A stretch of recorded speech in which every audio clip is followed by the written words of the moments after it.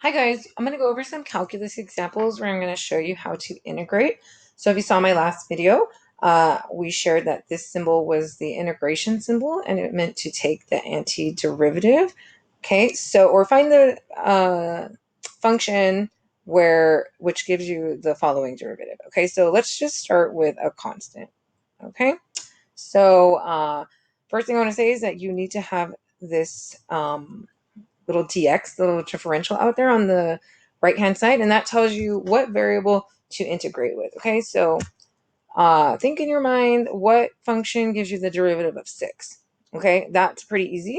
The derivative that gives you a 6 is 6x, right? The derivative of 6x is 6. Okay, but that's not the only function that gives you a derivative of 6, right? How about 6x plus 2?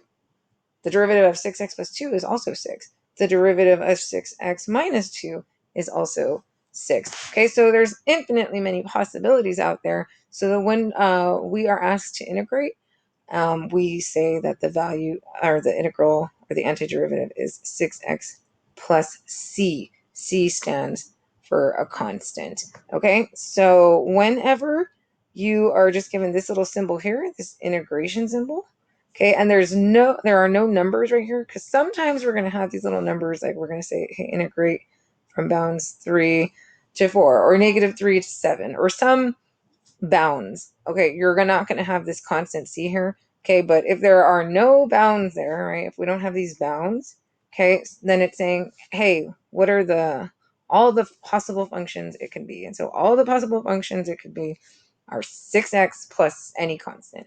Okay, so that is how we integrate a constant. All right, let's do something a little bit harder now. Okay, what if we want to integrate x cubed? Okay, x cubed, thinking. Okay, well, actually, if you look on your sheet, they give you this little formula on our green sheet that says the integral.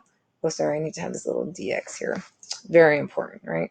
So the integral of x to some constant or some power n, where n is not equal to -1. Okay, that's going to be x to the n plus 1 all over n plus 1. Okay, so whatever your power is here, all you have to do is add 1, and then whatever this whole power becomes, you're just going to divide by that same power. Okay, so if we apply this antiderivative rule here, we're going to do x to the 3 plus 1, and then we're just going to divide by 3 plus 1.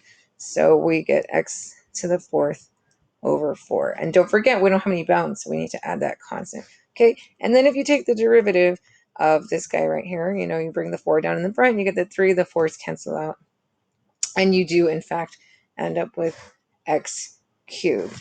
Okay, so those are our first basic derivatives. Check out the next video to see a couple more.